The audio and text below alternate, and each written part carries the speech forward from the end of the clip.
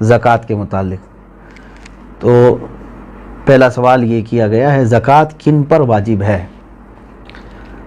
ظاہر سی بات ہے یہ سب سے پہلے معلومات ہونے ضروری ہیں۔ زکوٰۃ مالک نصاب پر، عاقل بالغ مالک نصاب ہو۔ مالک نصاب کسے کہتے ہیں؟ مالک نصاب جو ہے شریعت نے ایک لمٹ مقرر کی ہے مال میں، سونا چاندی مال پیسے، اتنے لمٹ کا جس کے پاس مال ہوگا اس کو مالک نصاب کہتے ہیں۔ وہ لمٹ کیا ہے؟ سونے میں 7.5 تولہ، چاندی میں 52.5 تولہ، اور پیسوں میں ان میں سے کوئی ایک کی قیمت، یعنی 52.5 تولہ چاندی کی قیمت کا بھی اگر کوئی مالک ہے، جیسے آج مارکیٹ میں 52.5 تولہ چاندی کی قیمت ایگزیکٹ تو میں نہیں بتا سکتا، جو ریٹ چل رہا ہوگا روز الگ الگ ہوتا ہے، 25,000 اگر فار ایگزامپل، تو 25,000 قیمت ہے اس کے پاس، 52.5 تولہ چاندی کی قیمت ہے، سیونگ ہے، انکم کی بات نہیں ہے، سیونگ بچی ہوئی ہے، اور اس پر سال گزر گیا تو وہ مالک نصاب ہوا، اس پر زکوٰۃ واجب ہو گئی۔ بات سمجھ میں آ گئی؟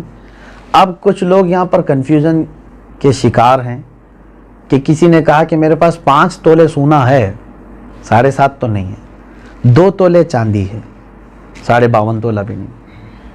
میرے عزیزو یہاں پر اگر ایسی سچویشن ہے تو دونوں نصابوں کو ملا کر کے دیکھا جائے گا۔ جیسے 2 تولہ سونا اور 2 تولہ چاندی کو ملانے پر 52.5 تولہ چاندی آ سکتی ہے کہ نہیں آ سکتی؟ 52.5 تولہ چاندی کی قیمت ہو جائے گی۔ اگر کوئی ایک بھی نصاب پورا ہو گیا تو مالک نصاب ہے۔ ضروری نہیں کہ 7.5 تولہ سونا ہونا چاہیے، ہاں یہ کب؟ جب اس کے پاس پیسہ بھی نہیں، چاندی بھی نہیں، خالی سونا ہے، تو دیکھا جائے گا جب تک 7.5 تولہ نہیں ہوتا تب تک وہ مالک نصاب نہیں ہے۔ یہ شریعت کی چھوٹ ہے، اونلی صرف سونا ہے، گولڈ ہے، باقی اس کے ساتھ دوسرا نصاب کا کچھ بھی نہیں ہے، یعنی مال بھی نہیں، پیسہ بھی نہیں ہے اور چاندی بھی نہیں ہے۔ تو کب تک مالک نصاب نہیں ہوگا یہ؟ جب تک 7.5 تولہ نہ ہو۔ لیکن دوسرے بھی ہیں اس کے ساتھ، یعنی چاندی اور پیسے، تو پھر تینوں کو ملا کر کے کسی ایک نصاب کے برابر ہو جاتا ہے تو مالک نصاب ہوگا۔ اسی طرح سونا بالکل نہیں ہے، پیسہ بھی نہیں ہے، لیکن صرف چاندی ہے اس کے پاس، چاندی اگر اس کے پاس 50 تولے بھی ہے تب بھی وہ مالک نصاب نہیں ہوا۔ کیوں؟ اونلی چاندی ہے اس کے پاس۔ کب مالک نصاب بنے گا یہ؟ 52.5 تولہ چاندی۔ اس چیز کو سمجھ رہے ہیں نا؟ بہت سارے لوگ اس میں کنفیوز ہیں کہ ہمارے پاس 10 تولہ چاندی بھی ہے، 5 تولہ سونا بھی ہے، دونوں بھی نصاب کو نہیں پہنچے ہیں، یعنی 7.5 تولہ یہ نہیں ہے اور 52.5 تولہ یہ نہیں ہے۔ ایسا نہیں ہے، اگر 2-3 نصاب کی چیزیں ایک ساتھ آپ کے پاس ہیں تو سب کو ملا کر کے اگر 52.5 تولہ چاندی کی قیمت ہو جاتی ہے تو آپ مالک نصاب ہو گئے، آپ پر زکوٰۃ فرض ہے اور آپ کو زکوٰۃ نہیں دی جا سکتی۔ کسی نے اگر ایسے شخص کو زکوٰۃ دیا تو اس کی زکوٰۃ ادا بھی نہیں ہوئی۔ کیا زکوٰۃ کے پیسوں سے راشن دے سکتے ہیں یا پیسے ہی دینا ضروری ہے؟ بالکل، جس مستحق کو، یعنی جس کو زکوٰۃ دینا ضروری ہے، وہ 8 قسم کے لوگوں کا ذکر قرآن پاک میں آیا ہے، جس میں سے آج 5 لوگ پائے جاتے ہیں۔ آیت ہے، اللہ تعالیٰ نے فرمایا انما الصدقات للفقراء والمساکین والعاملین علیہا والمؤلفۃ قلوبہم وفی الرقاب والغارمین فی سبیل اللہ وابن السبیل۔ اللہ تعالیٰ نے فرمایا صدقات واجبہ یعنی زکوٰۃ فقیروں کو دیا جائے گا۔ فقیر کا مطلب وہ نہیں ہے جو ڈھول بجاتے ہوئے گھومتے ہیں۔ فقیر، شرعی فقیر کس کو کہتے ہیں؟ اس کی ایک ڈیفینیشن ہے، جس کے پاس نصاب کے برابر پیسے نہیں ہیں، یعنی جو نصاب ابھی میں نے بتایا نا، جو لمٹ شریعت نے مالک نصاب ہونے کی بتایا، اس لمٹ کے برابر اس کے پاس پیسے نہیں ہیں تو وہ شریعت میں فقیر ہے۔ اس سے بھی کم درجے کا، یعنی کھانے پینے کی بھی اس کے پاس دقتیں ہیں، وہ مسکین ہے۔ فقیر کو دیا جائے گا، مسکین کو۔ اور عامل جو ہے وہ بادشاہ کی طرف سے وصول کرنے کے لیے آتے تھے، لیکن اب وہ نہیں ہے، ان کا بھی ذکر اس آیت میں ہے، وہ نہیں ہے۔ والمؤلفۃ قلوبہم، پہلے ایسا تھا کہ کفار و مشرکین کو بھی ان کا دل رکھنے کے لیے، اسلام کی طرف رغبت ان کو بڑھانے کے لیے زکوٰۃ دی جاتی تھی، لیکن وہ حکم اب ختم ہو گیا، منسوخ ہو گیا، یہ بھی اس آیت سے نکل گئے۔ وہ پھر رقاب، اور گردن آزاد کرنے کے لیے، یعنی کوئی غلامی کی زنجیروں میں جکڑا ہوا ہے، آپ زکوٰۃ کا مال دے کر کے اس غلام کو آزاد کرا سکتے تھے، لیکن اب غلامی کا دور بھی نہیں ہے۔ یہ 3 تو اس میں سے نکل گئے۔ پہلے 2 میں نے بتایا، فقیر، مسکین، وہ ہیں۔ اب آگے سنیے، والغارمین، اب یہاں آیت میں ہے جو قرض میں ڈوبا ہوا آدمی ہے اس کو بھی زکوٰۃ دے سکتے ہو آپ، یعنی وہ مالک نصاب نہیں ہے اور لوگوں کے قرض لیا ہوا ہے اور پریشان حال ہے تو اس کو زکوٰۃ دو تاکہ وہ قرض کے بوجھ سے نکل جائے۔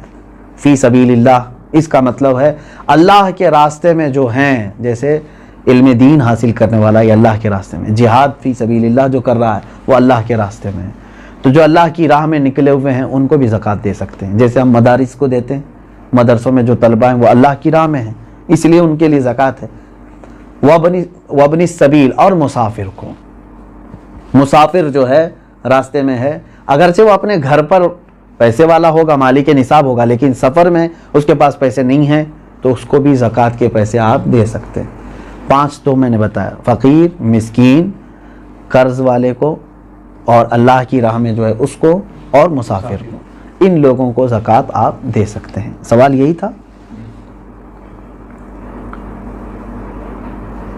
سوال یعنی جن لوگوں کو زکوٰۃ دینا ہے، میں نے یہی کہا تھا کہ ان کو چاہے تو آپ پیسہ دیں، چاہے تو ان کی ضرورت کا سامان دیں، جائز ہے، لیکن ان کو مالک بنانا ہوگا آپ کو۔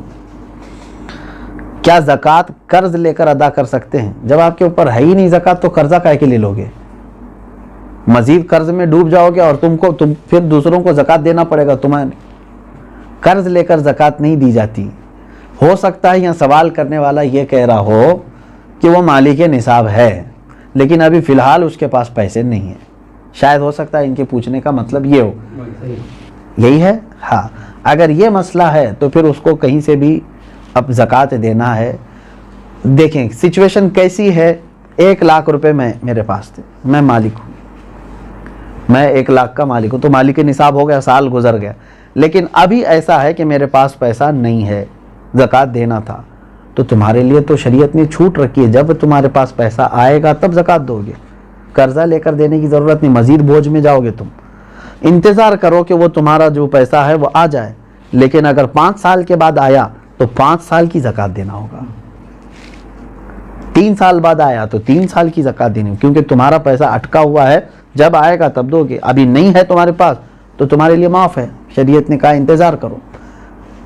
اور اگر قرضہ لے کر کے ادا کر دیا تو زکوٰۃ تو ہو گئی، لیکن وہ قرضہ تمہارے اوپر بوجھ چڑھ گیا، جب تمہاری اصل رقم آئے گی تو قرض ادا کرنا ہوگا۔ سوال یہ ہے کیا جائیداد پر بھی زکوٰۃ ہوتی ہے؟ بالکل، یعنی جائیداد کا مطلب اگر آپ یہ سمجھ رہے ہو کہ بہت سارے لوگ زمینیں جو ہے لے کر کے انویسٹ کرتے ہیں اور بعد میں بیچنا چاہتے ہیں، تو یہ مال تجارت ہوا، اس پر بھی زکوٰۃ ہے، تجارت کا جو مال ہے اس پر بھی زکوٰۃ ہے۔ لیکن جائیداد کا مطلب اگر آپ یہ سمجھ رہے ہیں کہ آپ جس گھر میں رہ رہے ہیں یا گھر بنانے کے لیے کوئی جگہ لیے ہیں اس پر زکوٰۃ نہیں، ایسی جائیداد جو آپ ضرورت کے لیے لیے ہوں وہ چاہے کروڑوں کی کیوں نہ ہو اس پر زکوٰۃ نہیں، یہ حاجت اصلیہ میں سے ہے، ضرورت میں سے ہے۔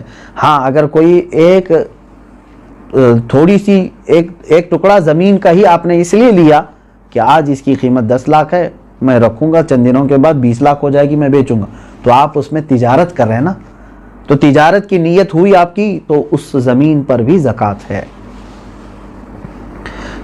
سوال یہ ہے اس کورونا کے ماحول میں مسلمانوں کے ساتھ ساتھ غیر مسلم بھی راشن کے محتاج ہیں، تو کیا انہیں اس حالت میں زکوٰۃ کے پیسے دے سکتے ہیں؟ زکوٰۃ یہ شریعت کا حق ہے، زکوٰۃ یہ شریعت کا حق ہے، یعنی اللہ تبارک و تعالیٰ نے مسلمانوں پر فرض کیا ہے، زکوٰۃ صرف صاحب اسلام کو، مسلمان کو ہی دی جا سکتی ہے۔ ہاں مدد کی بات جہاں تک ہے، غیر مسلم ہیں ان کی بھی آپ مدد کر سکتے ہیں مخلوق خدا ہونے کی حیثیت سے، اگر ان میں سے کوئی محتاج ہے آپ مدد کریں، لیکن زکوٰۃ کے پیسوں سے نہیں، دوسری اماؤنٹ سے آپ ان کی مدد کر سکتے ہیں۔ میں مدد کی ممانعت کی بات نہیں کر رہا ہوں کہ مدد نہیں کر سکتے کسی، اسلام تو مدد کرنے کا حکم دیتا ہے، لیکن زکوٰۃ چونکہ پرٹیکولر ایک یہ ہمارے مذہبی حصہ ہے تو یہ صرف اس وقت ہی ادا ہوگی جب آپ مسلمان کو دیں گے۔